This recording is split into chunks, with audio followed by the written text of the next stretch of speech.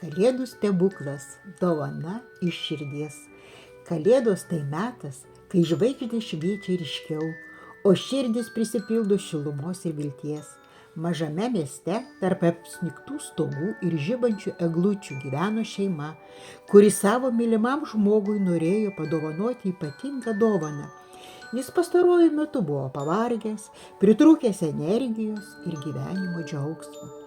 Ieškodami dovanos, jie išgirdo apie stebuklingą Yes Global Sunrise ląstelių maistą.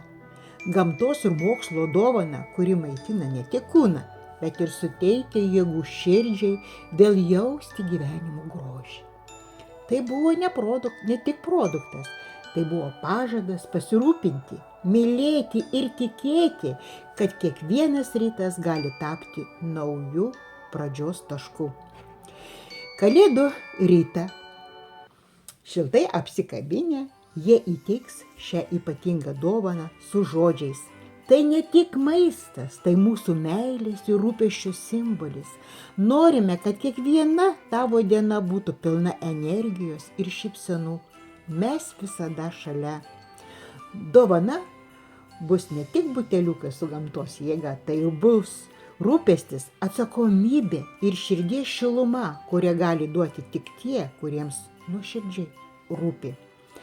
Taip kalėdų stebuklas įvyks ne tik atgaus energijos, bet ir sustiprės ryšys tarp šeimos narių. Juk tikra dovana tai ne daiktai, o mūsų rūpestis ir meilė, kurie skleidžia šviesą tamsiausiomis dienomis.